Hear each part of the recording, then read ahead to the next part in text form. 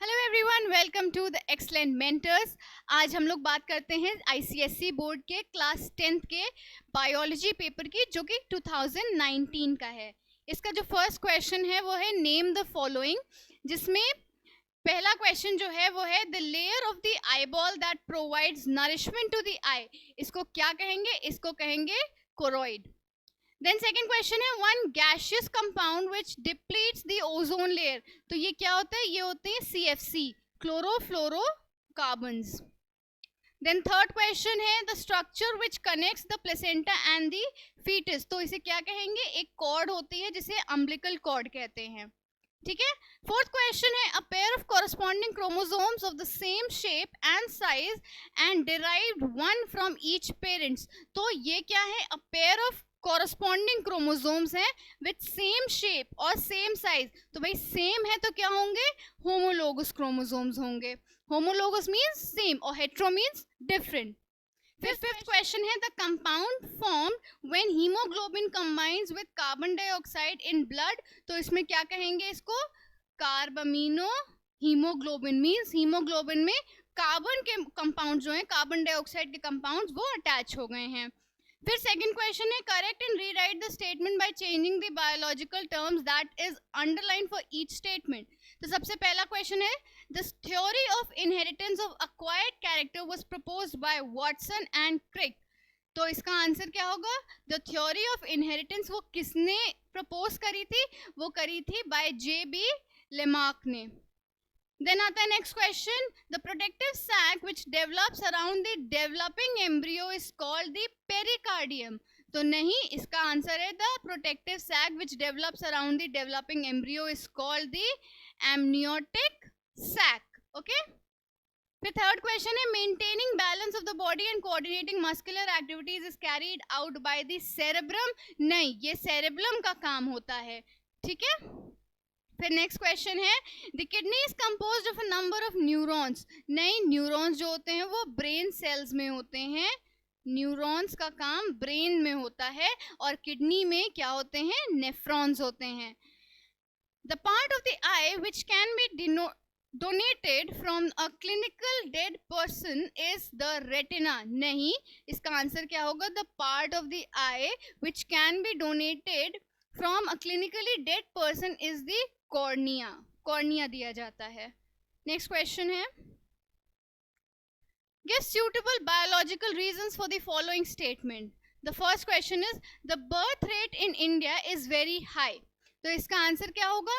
in different attitudes or in birth controlling device fairly marriage illiteracy are some of the causes of the high birth rate in India। मतलब कि ये कुछ reasons होते हैं high birth rate cause करने के लिए in particularly in India। The people of the rural areas are unaware of the need of the family planning। जो rural areas के लोग होते हैं उनको family planning की कोई भी इतनी knowledge नहीं रहती है। The next question है carbon monoxide is dangerous when inhaled. तो इसमें क्या आंसर है? Inhaling too much of the carbon monoxide is poisonous. जब भी हम कार्बन मोनोऑक्साइड क्या होता है? ये कंपाउंड होता है। कार्बन मोनोऑक्साइड का जब हम बहुत ज्यादा इनहेल कर लेंगे that becomes poisonous for us. The next question is root hairs become flaccid and droop when excess fertilizers are added to the moist soil around them। तो इसका आंसर क्या होगा? in outside soil there is more concentration of solutes due to the presence of fertilizers। fertilizers जो होते हैं वो present होते हैं सॉइल में। सो जो वाटर होता है वो रूट हेयर सेल से मूव करता है सॉइल में through the process of osmosis, higher concentration से lower concentration and vice versa. Root hair जो होता है वो it becomes flaccid. Okay. The next question है acid rain is harmful to the environment. कैसे? एसिड रेन जो होती है वो डैमेज करती है बिल्डिंग्स को और मॉन्यूमेंट्स को। ये जो होती है ये सॉइल की एसिडिटी को बढ़ा देती है and it causes neurological diseases ये कॉज करती है। द नेक्स्ट क्वेश्चन है all life on earth is supported by the photosynthesis। जितनी भी फोटोसिंथेसिस वाली जो लाइफ होती है वो कौन सपोर्ट करता है, वो ग्रीन प्लांट सपोर्ट करते हैं। तो यहाँ पे आंसर होगा green plants and some other organism prepare their own food in the presence of sunlight and carbon dioxide by the process of photosynthesis. Green plant जो होते हैं वो अपना खाना किससे बनाते हैं, वो फोटोसिंथेसिस से बनाते हैं। जितने भी ऑल एनिमल्स हैं वो उस खाने को लेते हैं from the plants and other animals. All animals जो होते हैं वो डिपेंड करते हैं किस पे, प्लांट्स पे। किस चीज के लिए, उनके फूड के लिए एंड उनके सर्वाइवल के लिए। Okay, the next question is match the items given in the column A with the most appropriate ones in the column B and rewrite the correct matching pair। तो सबसे पहले है cranial nerves। cranial nerves का क्या होगा, 12 pairs होते हैं इसमें। लेडिक सेल्स, लेडिक सेल्स इसमें से कौन सा होगा, इसमें होगा टेस्टोस्टेरोन।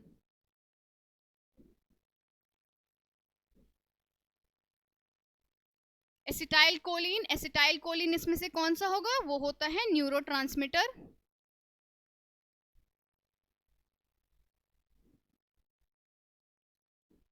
देन आता है स्पाइनल नर्व्स। स्पाइनल नर्व्स कौन से होती हैं, 31 पेयर्स होते हैं उसमें। फिर स्नीजिंग, स्नीजिंग क्या है, स्नीजिंग एक नेचुरल रिफ्लेक्स है।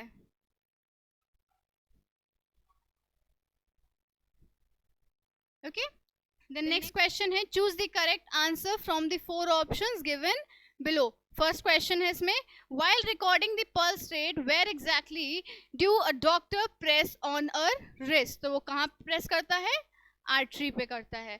देन नेक्स्ट क्वेश्चन है, in human male a sperm will contain, कौन से क्रोमोसोम्स कंटेन करेगा, तो वो करेगा both X and Y chromosome. Third question है, a muscular wall is absent in, muscular wall किस में एब्सेंट होती है, कैपिलरीज में। The next question है, on which day of the menstrual cycle gestation takes place। तो कौन से उस पे होता है, ये 14th डे पे होता है, जिसे हम ओव्यूलेशन पीरियड भी कहते हैं। Which one of the following does not affect the rate of transpiration, age of plants। The next question है, identify the odd term in each set and name the category in which the remaining of them belong।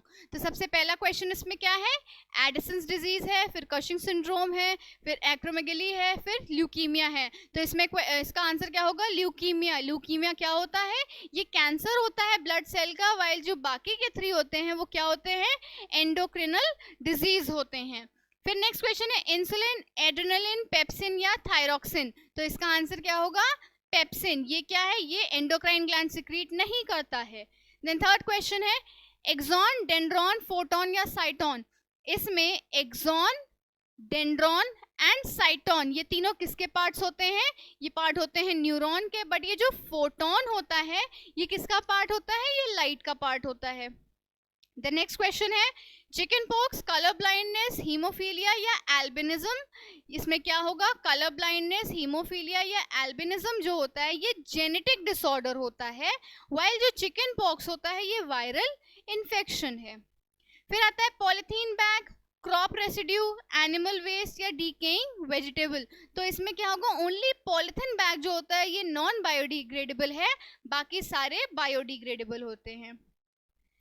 The next question है, expand the following biological abbreviation। तो इसमें सबसे पहले क्या आएगा, ABA। ABA का full form क्या होता है, abscisic acid. The next question है IAA। तो क्या होता है इसका, इंडोल एसिटिक एसिड। देन आता है ATP। ATP क्या होता है, एडिनोसाइन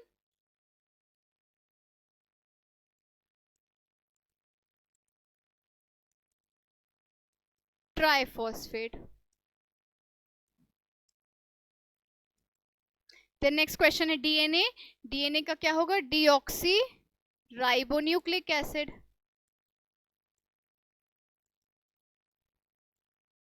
फिर आता है TSH। TSH का क्या है, thyroxine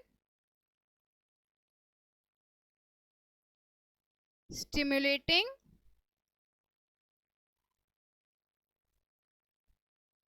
hormone. Okay, then next question है, Study the picture given below and answer the following question. Identify the type of pollution. इस पिक्चर में कौन सा pollution जो है हमें specifically दिख रहा है? तो इसमें हमें water pollution दिख रहा है.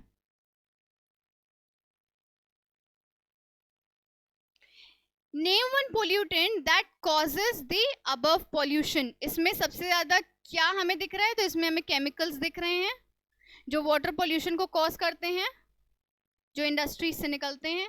The next question है mention the impact of this pollution on human health.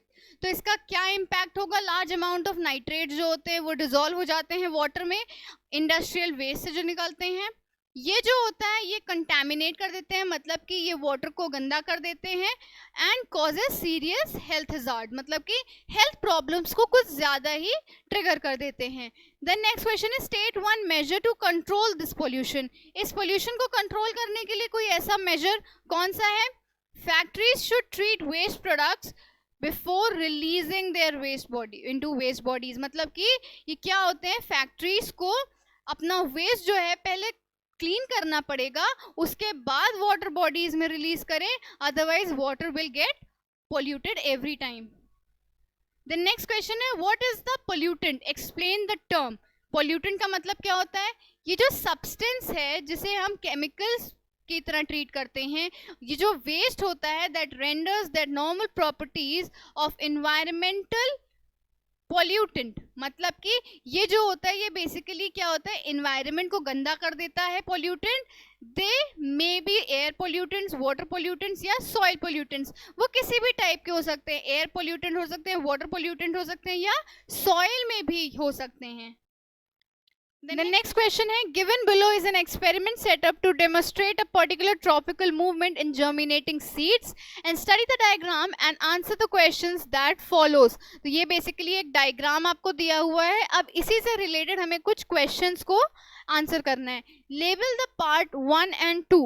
तो इसमें ये जो part 1 दिया हुआ है ये वाला पार्ट और इसमें जो सेकेंड पार्ट है ये वाला पार्ट, इसको हमको आंसर करना है. तो जो फर्स्ट पार्ट है, फर्स्ट पार्ट जो है इसमें वो इसका क्या है, रेडिकल है. और जो सेकेंड पार्ट है इसका वो क्या है, इसका प्लूम्यूल. फिर आता है name the tropical movement shown in part 1. तो जो पार्ट 1 है इसमें हमें कौन सा मूवमेंट शो हो रहा है? इसमें हमें हो रहा है जियोट्रॉफिज्म.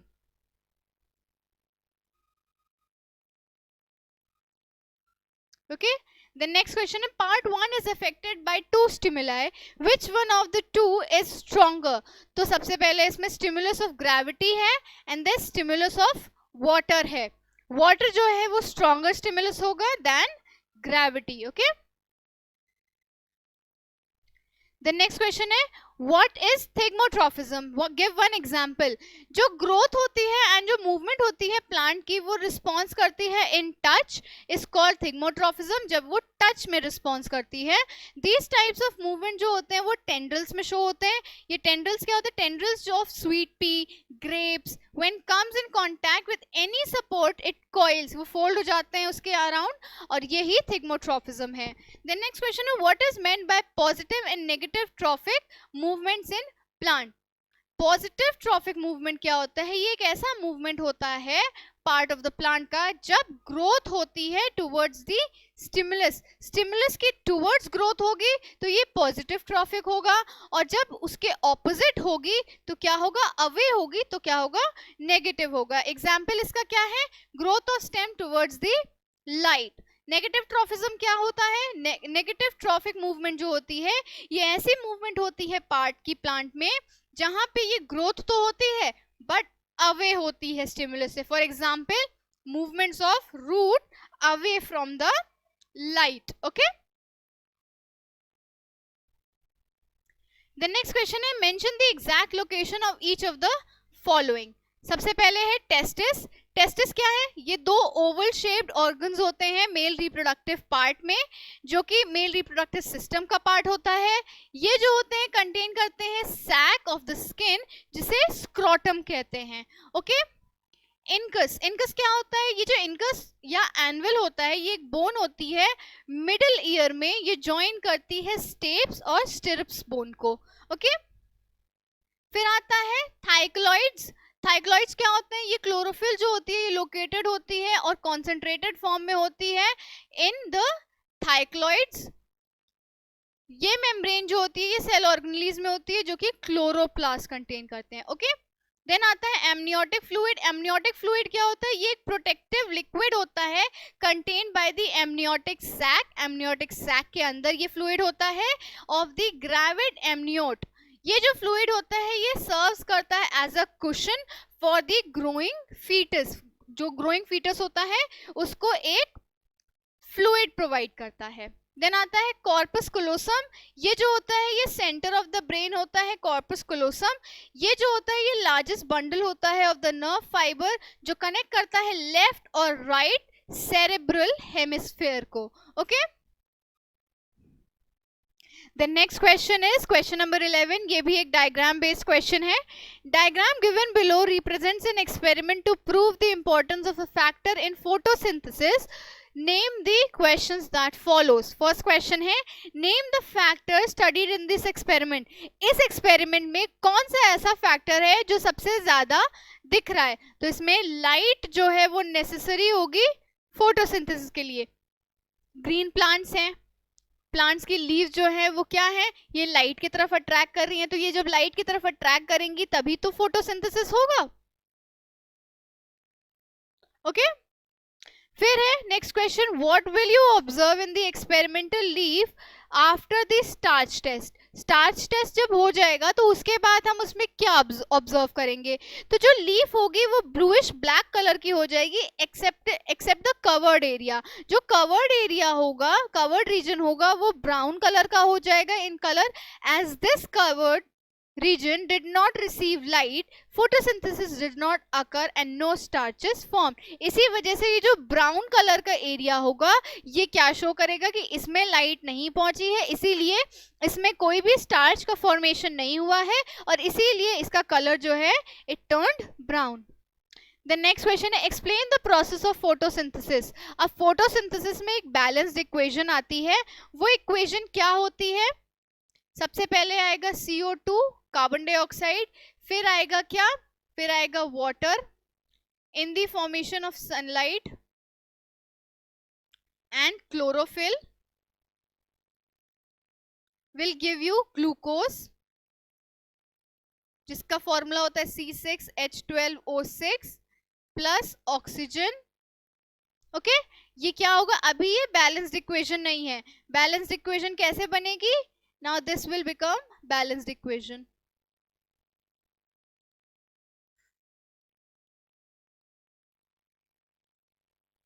Okay, ये एक balanced equation बन गई। 6CO2 plus 6H2O in the presence of sunlight and chlorophyll will give you glucose, that is the food, and 6 oxygen molecule. The next question है give a balanced chemical reaction to represent the process of photosynthesis.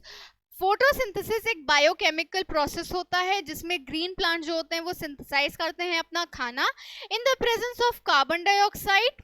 Carbon dioxide from the atmosphere. ये carbon dioxide कहाँ होगी? Atmosphere में होगी। And water from the soil in the presence of sunlight and chlorophyll will give you glucose। ये glucose दे देगा and is synthesized during the process which is converted into starch, जो आगे जाकर के किस में कन्वर्ट हो जाएगा? स्टार्च में।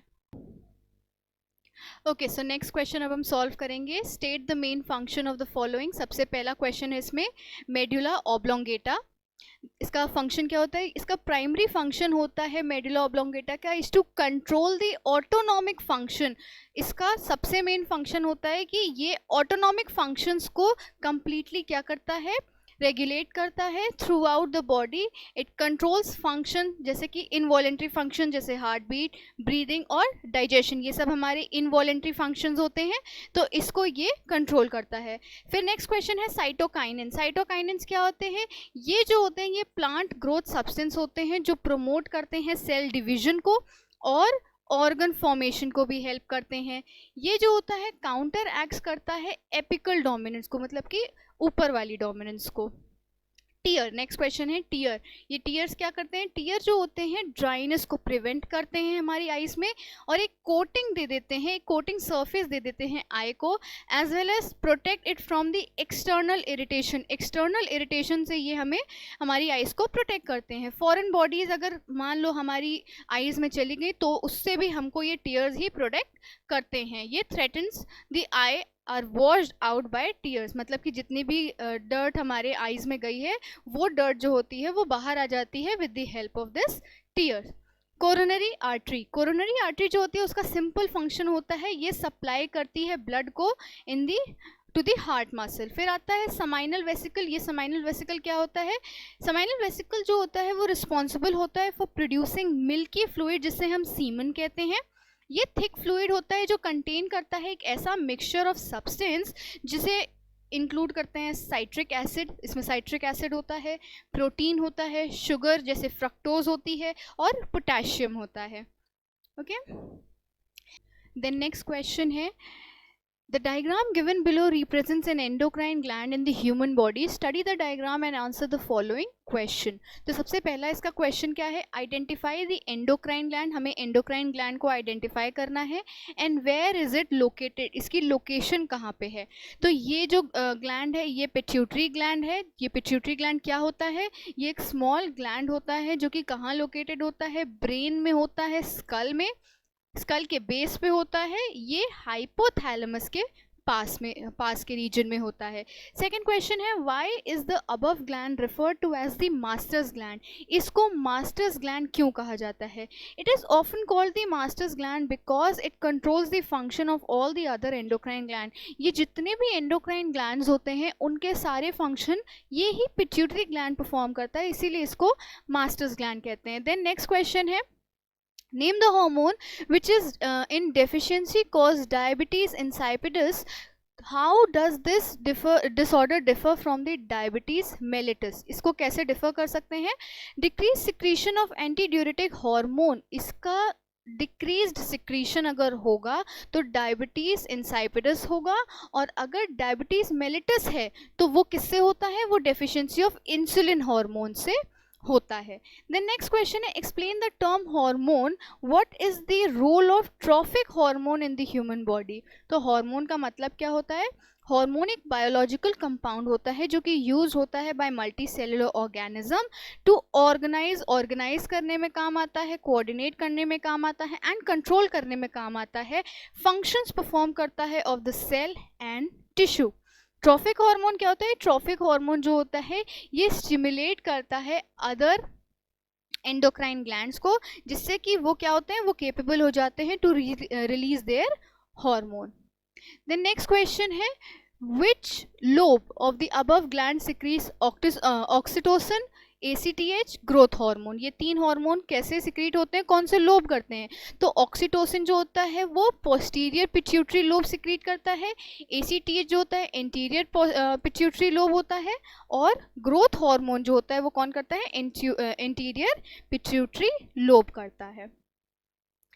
देन नेक्स्ट क्वेश्चन है in Mendel's experiment tall pea plant are dominant over the dwarf pea plant T. Tall वाले को हम रेफर करेंगे कैपिटल टी से, और स्मॉल वाले को या डॉफ वाले को करेंगे स्मॉल टी से। देन क्वेश्चन क्या है इसका? What is the phenotypic and genotype ratio of the F1 generation if the homozygous tall plant is crossed with the homozygous डॉफ plant? Homozygous क्या होते हैं? सेम वाले होते हैं, ठीक है। होमो मीन्स सेम होता है, तो इसका फिनोटाइपिक रेशियो क्या होगा? टॉल, और जीनोटाइपिक क्या होगा? एक टॉल का रेशियो होगा और एक स्मॉल का होगा। नेक्स्ट क्वेश्चन आता है draw unit square board to show the gamete and offspring when both parents are heterozygous for tallness. तो अब पहले हम एक स्क्वायर बना लेते हैं इसमें।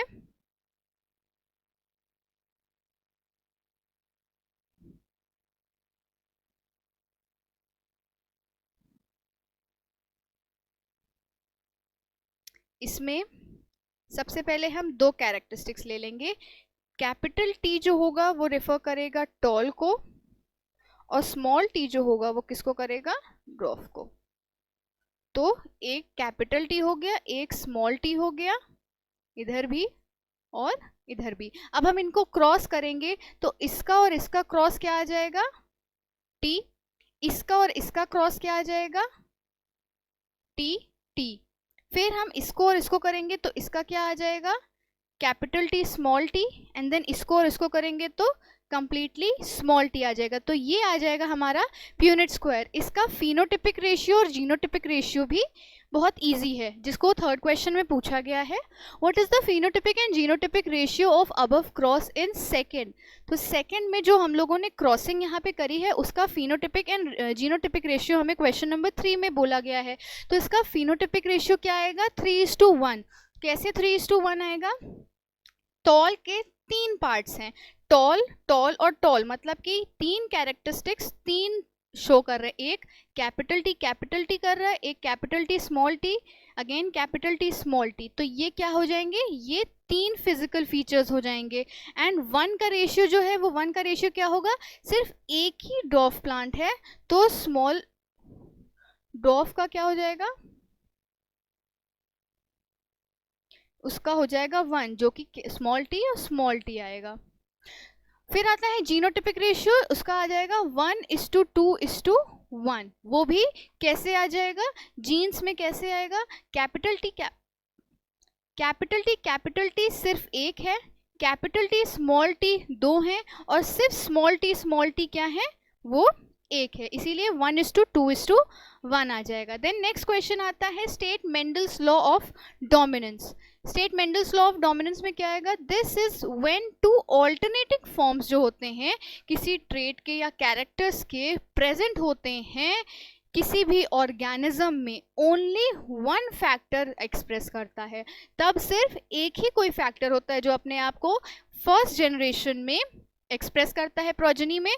ये जो फैक्टर होता है ये एक्सप्रेस करता है, जो अपना फैक्टर एक्सप्रेस करेगा वो डोमिनेंट हो जाएगा, और जो अपना फैक्टर या कैरेक्टरिस्टिक या ट्रेट नहीं शो कर पाएगा वो क्या हो जाएगा, रिसेसिव फैक्टर हो जाएगा।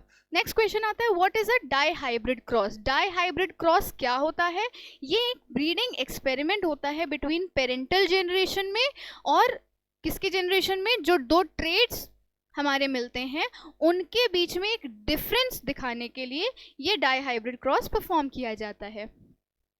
देन नेक्स्ट क्वेश्चन है given below is a diagram representing a stage during mitotic cell division. Mitosis होता है तो उसमें कैसे सेल डिवीजन होगा, study the diagram and answer the following question. तो पहला क्वेश्चन इसमें क्या है, identify the stage by giving a suitable reason. तो ये जो स्टेज है ये कौन सा स्टेज है, 2 सिस्टर क्रोमैटिड्स जो होते हैं ऑफ ईच क्रोमोसोम्स सेपरेट होते हैं फ्रॉम ईच अदर। मतलब कि जो 2 क्रोमैटिड्स सिस्टर क्रोमैटिड्स होते हैं वो हर एक क्रोमोसोम में सेपरेट होते हैं एक दूसरे से एंड मूव करते हैं टू द ऑपोजिट पोल। ये आपको दिख रहा होगा, ऑपोजिट पोल पे क्या हो रहे हैं, जा रहे हैं। This is called the anaphase, इसे क्या कहेंगे, एनाफेज कहेंगे।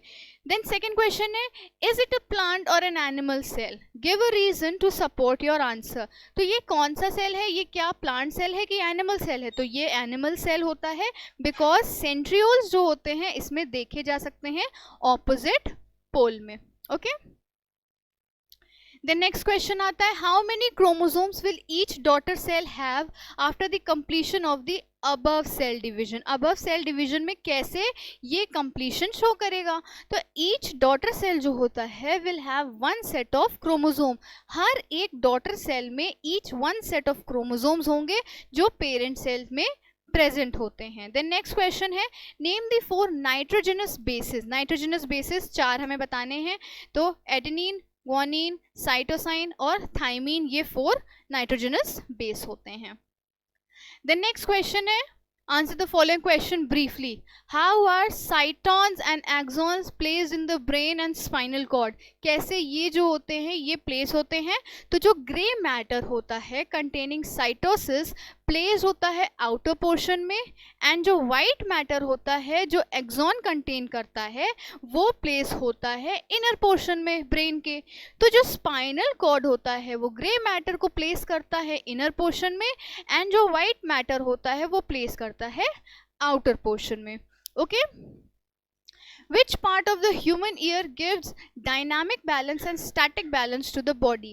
तो sensory cells जो होते हैं वो semi circular कैनाल में होते हैं of the inner ear, gives the dynamic equilibrium. मतलब कि सेंसरी सेल्स जो होते हैं वो क्या करते हैं, डायनामिक इक्विलिब्रियम देते हैं।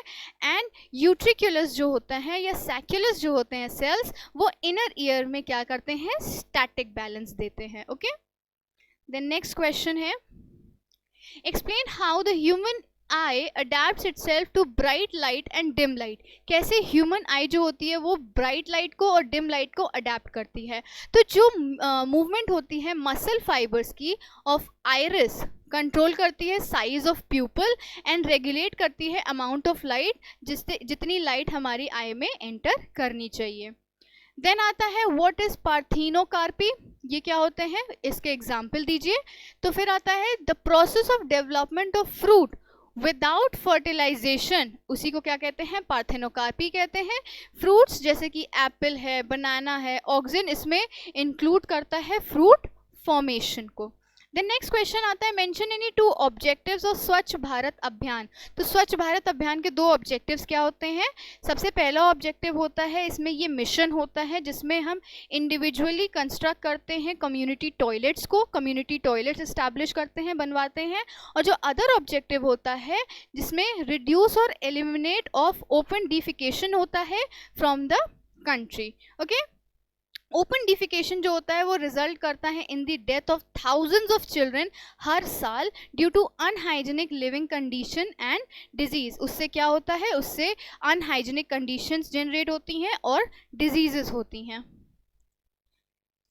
देन नेक्स्ट क्वेश्चन है, the diagram given below represents a system in the human body. Study the diagram. इस डायग्राम को पढ़ना है और इसके अकॉर्डिंग हमें आंसर करना है। तो पहला क्वेश्चन है, आइडेंटिफाई द डायग्राम। तो ये कौन सा डायग्राम है, ये है ह्यूमन फीमेल रिप्रोडक्टिव सिस्टम।